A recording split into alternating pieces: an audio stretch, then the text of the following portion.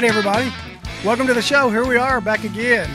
Beautiful Lake Graham, beautiful building behind us. Yeah. This is the Lake Graham concession area. We're going to talk today about state lakes here in a few minutes and give you instructions on how to do it. But a lot of them have concessions like this that are really helpful to you.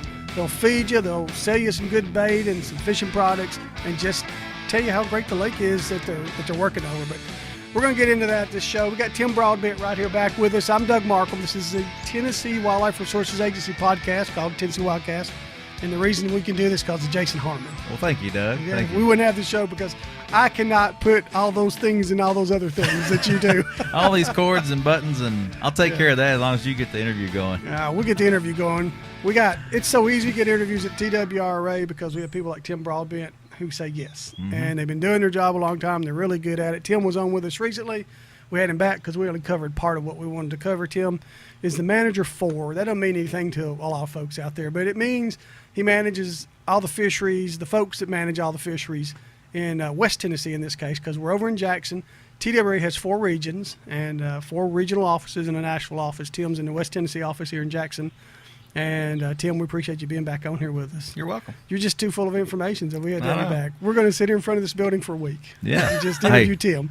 I'm going to move out there to the water and catch a few fish before it's over. We are sorry you aren't seeing the lake. It's a beautiful lake with standing timber in it. And we'll talk about Lake Graham here in a few minutes. It's just too hot out there right now, in the middle of the summer. We were going to use the lake as a background, but I like the shade myself. We would have been melting. Anyway, listen, a lot going on. You know, we're getting pretty close to, we're in midsummer, but we're getting pretty close where people have to start thinking about hunting seasons not too terribly long from now. And I want to remind everyone, you can go ahead and start learning about all the seasons. Everything's been set. Everything's set early. That's not usual. Waterfowl, turkey, deer, everything is set. And that's not been the case historically. The U.S. Fish and Wildlife Service even let us do the waterfowl season this year. Go to our website and you can find a one-page summary, and pretty soon the guide will be out there. Right, they're working on that right now and finishing that up. So it'll be out there in electronic form. We're going to get out there as early as we can. Out there, and you can find it on tnwildlife.org. Right, and a lot of other great information. So anyway, all right. You got anything else you want to add? I'm looking forward to learning about some hatcheries. What do you say? I do. I want to talk about, we didn't get on to it last time Tim was here. We talked a lot about the state lakes that we've got. If you missed that, still out there, right? Go watch it. Go watch it. If you want to learn more about Kentucky Lake and what's going on over there with crappie and some other things. But there are a few issues we didn't hit. One issue on Kentucky Lake I want to bring up, and one hatchery that we didn't talk about. And then we're going to talk about state lakes. Tim, we're talking about Kentucky Lake and some issues with crappie, and you think they're going to be just fine. But there's another issue over there, too, and that's some contaminant, mercury issues. What is that? Well, TDEC did some work, and they had been noticing increasing levels in largemouth in bass populations. So I think they sampled them since 2010. They said they need to go back and relook. And finally, this past year, they did some tissue samples on largemouth bass on the Big Sandy embayment, which is the biggest embayment on Kentucky Lake. They found that mercury levels exceeded the 0.3 trigger point. So they put a precautionary advisory for largemouth for bass on the Big Sandy embayment only. So what that means is that children, nursing women, pregnant women should not eat fish ever during those times. For other people, 1 meal a month is what there should be limited to. Okay, back up a little. And you may have just said it wasn't because all of a sudden there's more mercury getting in there. It's because TVA went back and changed the levels. Back in the early 2000s, they dropped the level from 0.5 to 0.3. For the warning level. For the warning level, yes. Okay. And when that happened, more waters throughout the state, I think, were brought into this precautionary statement. And it's unfortunate.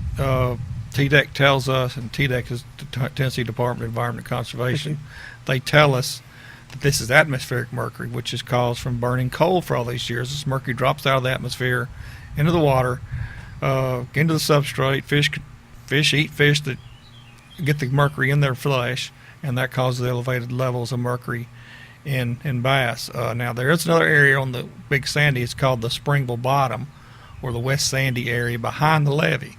In that area, they have a precautionary statement for crappie and bass. That's over our duck area, right? Yes, that's in the WMA duck hunting area, yes. And they have it on what, I'm sorry? On bass also? Bass and crappie. Okay. Bass and crappie, so be Right. careful what you eat. Right. On the Big Sandy embankment, it's just bass. But you said they've just changed the level, so I'm going to say I've been going to Kentucky Lake for 30 years myself. So I've probably been eating fish that were at this level at some time or another, no? Possibly. Yeah, I possibly. mean, at the It's Greg Denton, who's the guru on this stuff. He said that there's never been anybody that he's aware of die from mercury poisoning because from eating fish. right. I mean, they had some mercury stuff in Japan and in other areas back in the 30s and 40s, but just meat fish. No, there's not even any really health issues. Just that they want to make people aware of it. It's a precautionary advisory. It's not a do not consume advisory, which is what we do have in some reservoirs in East Tennessee.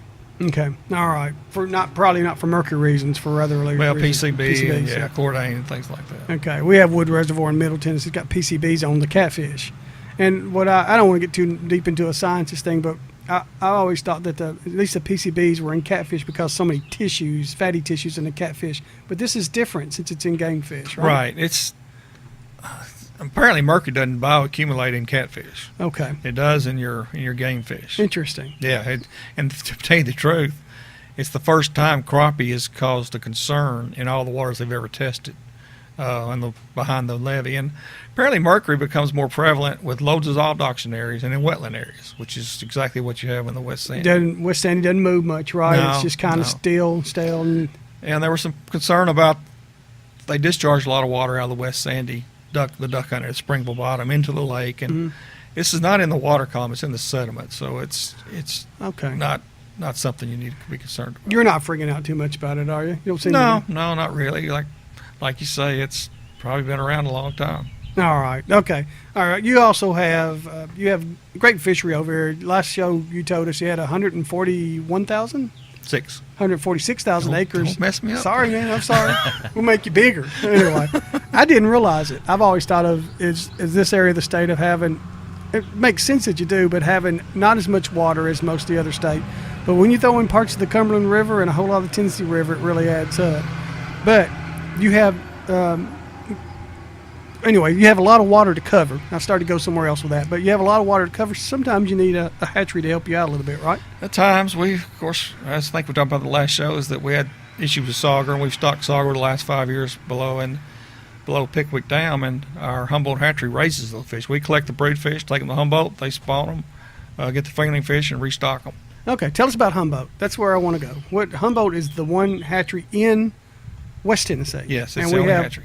8 or 9 across the state, 10 maybe across the state. Yeah, that's your call. Yeah, it's in here somewhere.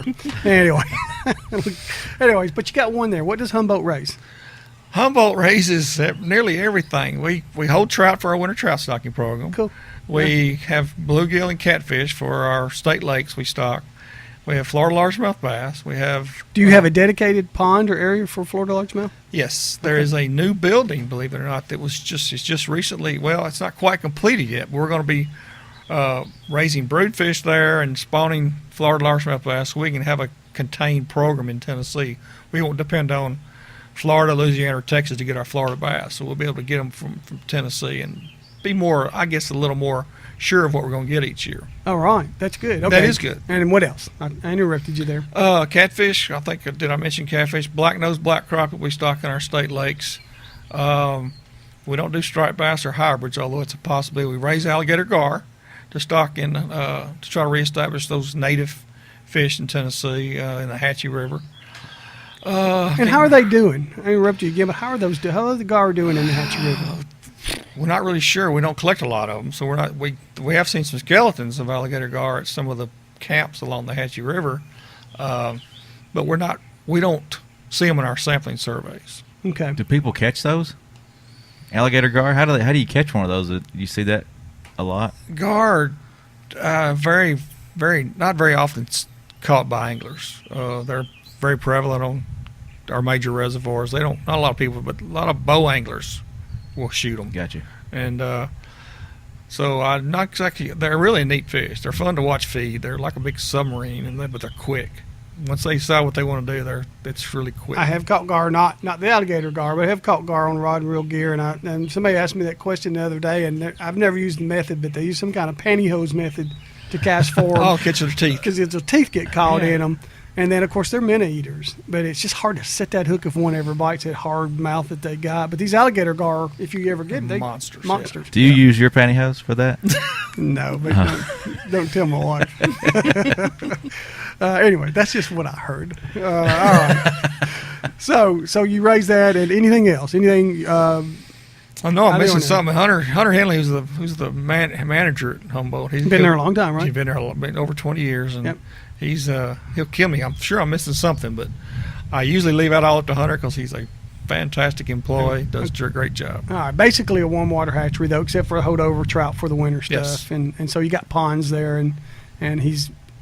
If you've never seen a hatchery worker work, they're workers now. Yes. And in the summertime, not only are they raising fish, they're cutting about 900 acres of grass all the time, or trimming, or doing something. It's a hard job. The hatchery managers are pretty much owned by. It's like owning your own convenience store almost. Yes, You just they don't are. ever get to go home. Hunter gets so busy in April, May, and June. It's just stocking fish. They're constantly on the run, and he's really bad about.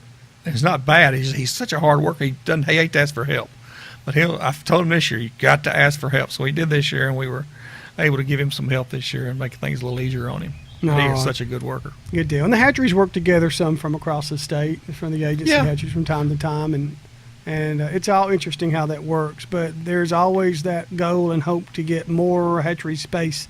And I don't know if Humboldt is going to ever get bigger, but that you have this Florida largemouth building coming on, that's a good thing. Oh, it's actually the hatchery is probably, I want to say, as far as pond space, I want to say at least 4 times bigger than it used to be. Oh, wow. They've got a new area.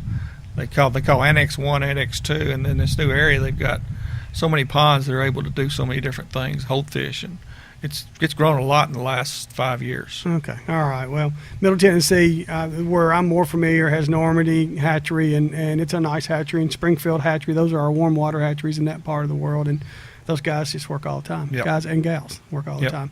All right, Tim, let's talk about state lakes. And I'll tell the folks, you can look on page 24 and 25 in the guide and learn more than what we're going to tell you today.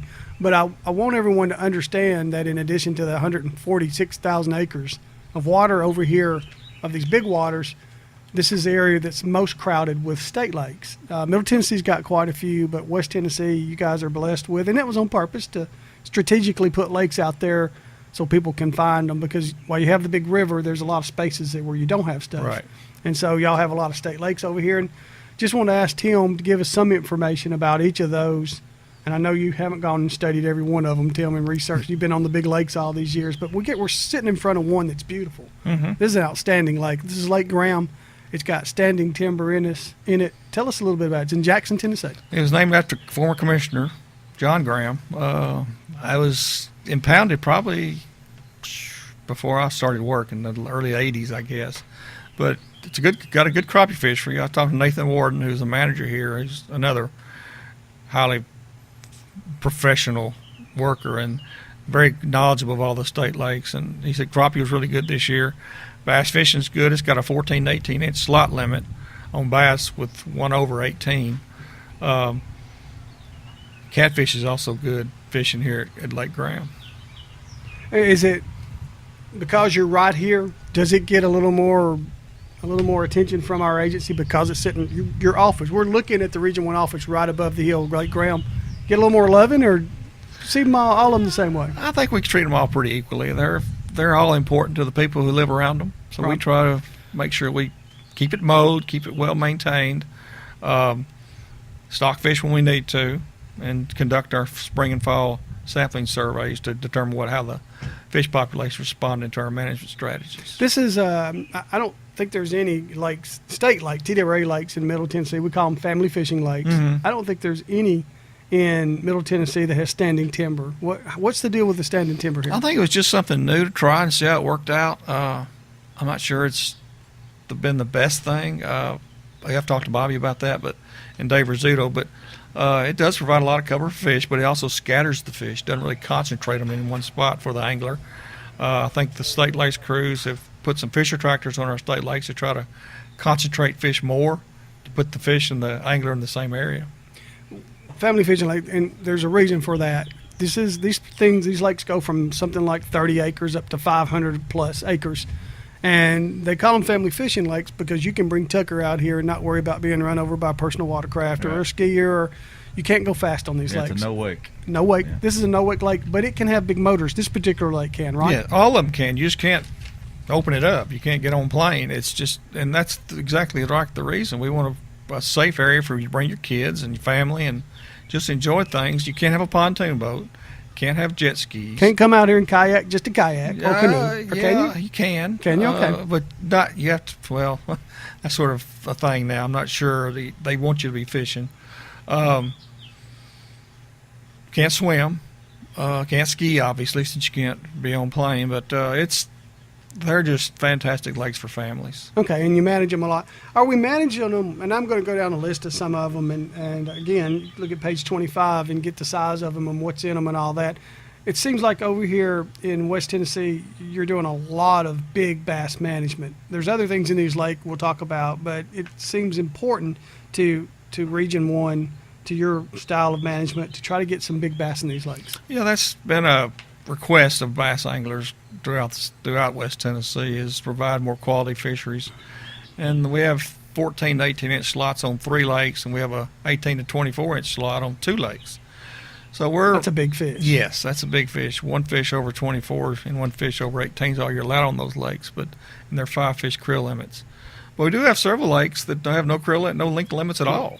Really, that's part of what the state lake system does. You can look at them and pick your style of fishing. Right. And then if you want to go catch a big bass, give it a try, you can do that. I have friends come out of Nashville over to these lakes, and they just love them. They make sure they come over here every single year to fish the West Tennessee lakes. In the guide, one of them says it's closed right now. Carroll Lake, right? Is it still closed? It is. We're getting close. We've got the vendor has the bid for the gates to be replaced. Of course, the gates were damaged beyond repair during a flood back in 2011, I believe, and we had to take the gates out. The thing's dry now, but right now, once the gates get in, we're going to spray. A bunch of willow trees are growing in the bottom of the lake. We're trying to kill that vegetation, and we'll restock bluegill and catfish in the fall and bass in the spring of 2017, and hopefully we can open that thing up to fishing in 2 or 3 years following that. Okay, be here before you know it. Be here before you know The it. fish grow pretty good once you do that, It's right? very popular lake around McKenzie. You see yourself changing your style of management on Carroll Lake when you do that? Will it become a bigger bass style lake, or are you going to probably keep it like it is, or too early to tell? Too early to tell right now. We'll have to look and see how things respond from our stocking program. Okay. We had a lake over here somewhere, one of the lakes a few years ago, where you always get those rumors that start every year. Tim, you've heard them probably since you've been here, that TWRA stocked up the world record smallmouth or the world record largemouth, or you name it. Mm-hmm. Anyway, but you really did stock up the state record largemouth bass, even larger than what it is right now, correct? Yes, it was 16 pounds, 15 ounces, nearly 17-pound bass, and released back in the water. We thought we'd see a huge increase in pressure at Browns, but it didn't happen. Is that where it is? Browns Creek Browns Lake? Long Natchez Trace, right? Okay. It was I think it was a shock even for the guy shocking. So. It would have been for me. And it was a monster fish. All right, that's an old fish. I wonder if it's still out there. I don't know. What are the chances are you caught the biggest one in that whole lake? There's more. I'm sure there's more. All right, and Browns, where's Browns Creek Lake? It's on Natchez Trace, south of Interstate 40. And it's one of them with that 18 to 24-inch Slot, right. slot limit, and that means what again?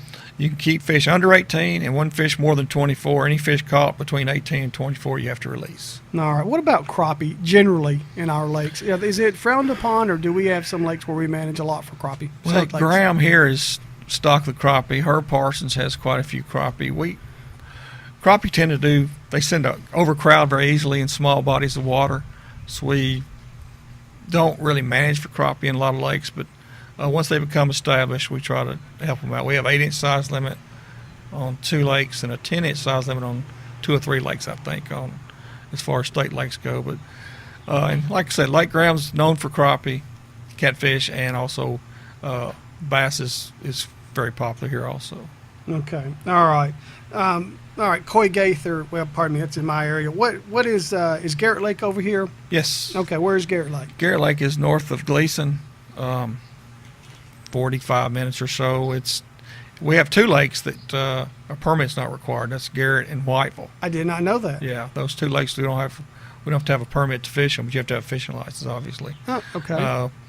We don't provide a lot of facilities there, but they are popular areas. And that's one thing you bring it up. I'm glad you said that. We might have mentioned it last show or at the start of this one. We're sitting in front of a concession that sells bait, and you can buy licenses here, right? Right. So that's another thing you need to be prepared of. You just sort of mentioned it, but in Nashville, the lake I just mentioned, Bedford Lake, don't sell licenses at that place. So you need to know before you go, correct? Right. And take care of your license issues. But in this particular case, if they have concessions, they'll take care of you right We now. have 4 lakes that are concessions, so yeah, they are listed in the guide. Okay. All right. And there's also the honor system there. I noticed on the sign behind you that for getting your permits, if you're not open, I guess there's an honor system for that. Right. Okay. Tell me about Whiteville Lake. I've never seen Whiteville Lake. Whiteville Lake, smaller lake, pretty old. It's very near Memphis. Yeah. It's as is Glen Springs and Herb Parsons. It's heavily used. Because of the population over there, Yeah, just because right? it's near Memphis. Okay. All right, and Herb Parsons, a little bit on that? Right. Okay. Herb Parsons is, we have a manager. Of course, it's a concessionaire lake along with Glen Springs. And Herb Parsons has got some management issues. We have white bass and yellow bass and gitter shad in the lake, which are not great for a small impoundment. And we're dealing with those issues in the competition between bass and crappie as far as food availability goes. All right, and didn't you have a lake that over here, and I might be putting you on the spot there, that's not, I'm not sure it's an agency lake, but it's one that we just built a few years ago, or maybe 1,000 Acre Lake. 1,000 Acre Lake. Yeah. Yeah. What is a 1,000 Acre lake? It's south of McKenzie and Huntington. It's How county big lake. is it? It's a 1,000 acre lake. Okay.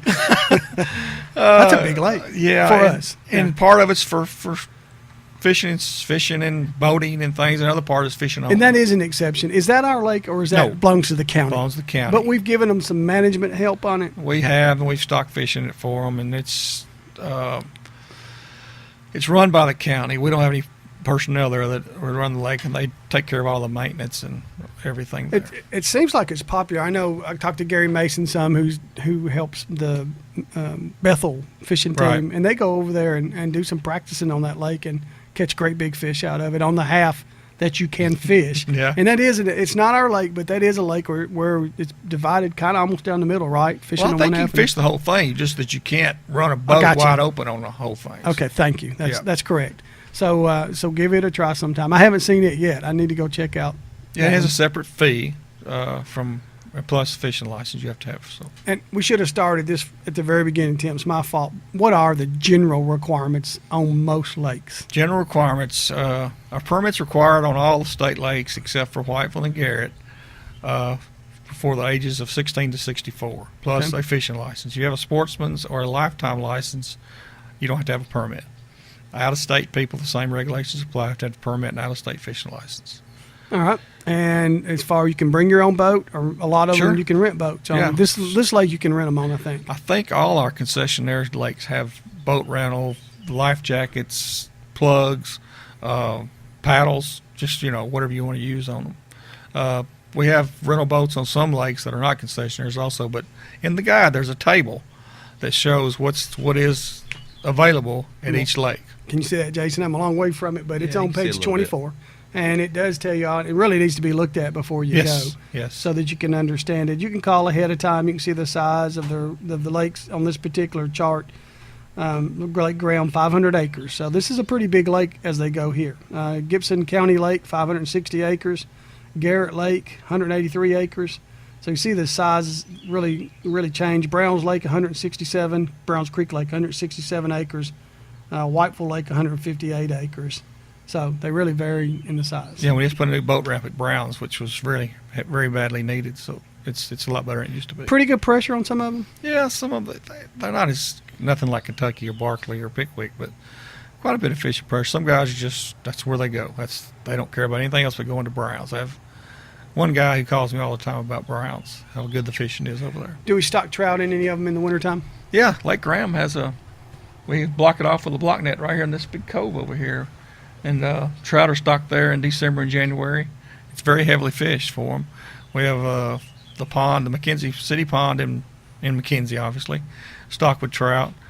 I'm sure there's some more than like some of the Lexington lakes, the Beach River Watershed Authority lakes. I want to ask you about those. Yeah. I was going there. Yeah, they get. There's the one in the big one there in Lexington gets stocked with trout. Tell me about those lakes. Those aren't TWRA. Where are they again? Those are not TWRA lakes, right? No, they're scattered around Henderson County. I don't know how many exactly there are. There's several, and they're beautiful lakes. Who owns them? The Beach River Watershed The Authority. Beach River Watershed. Uh-huh. Is that the one that's got a Pin or Pin Oak Lake? Or am I thinking of? Yes, Penn Lake. Penn Lake. Penn Oak Lake, I think. There's several right there around Lexington. How do you find out more about them? Are they? I don't remember them listed in here, but You can go to the website, the Beach River Watershed Authority I urge, website. yeah, do it, folks. I mean, I hope you learn about these lakes, but I've heard so many things about the beach. Say it again, beach. Beach River Watershed. Beach River. I'm sorry, I'm being slow, but I did not know that.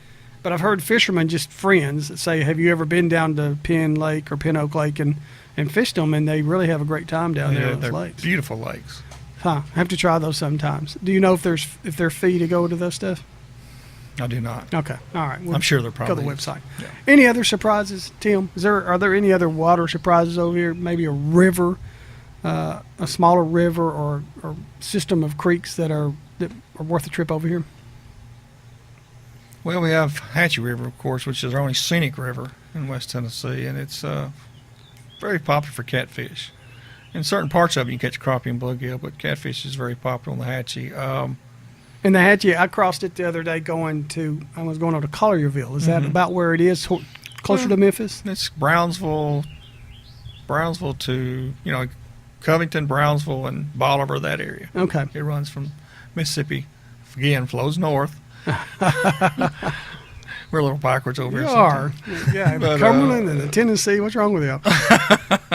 You have to talk to God about that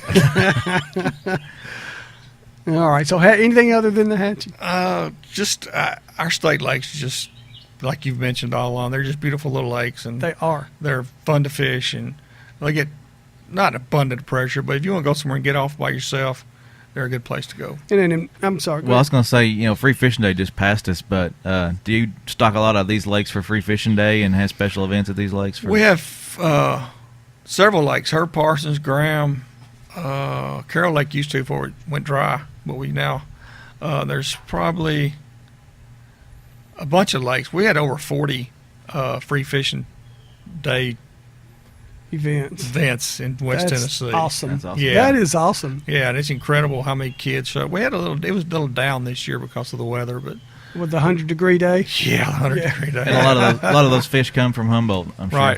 Right. And I want to remind everybody, Free Fishing Day's over this year, but it'll be back, and it'll be back here before you know it. They keep coming, and it's an odd date. It's not the second Saturday in the month. It's the first Saturday after the first Saturday after the first Monday. Right. Why it's that, I don't know.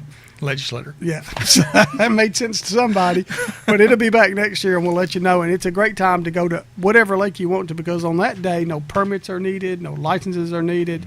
You got to follow the regulations, though. You can't come out there and catch what's not allowed any other time. Yeah, we provide catfish. We stock catfish in all these lakes. We provide prizes for the kids that catch the most fish, the biggest fish, things like that. And we try to give every kid something before we leave, because we want to attract people to fishing. Okay. And I want to know, catfish, since you're on it, most of these lakes get stocked by catfish Yes. every year anyway, period, right? Yes. Humboldt and whoever. Either channel or blue. Recently it's been channel because they've been the easiest we've had. And all of them, all 10 lakes get stocked with catfish.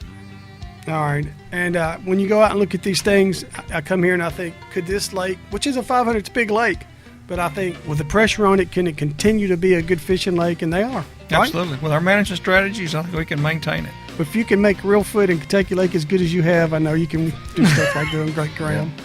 Anyway, Tim, you're a great interview. Appreciate you. all your time. Yeah, and thank you. And look for Tim in the future. We're going to get him out on some of our Facebook talking about some stuff, and just watch for all our biologists. Want to get some of your other guys on there too, okay?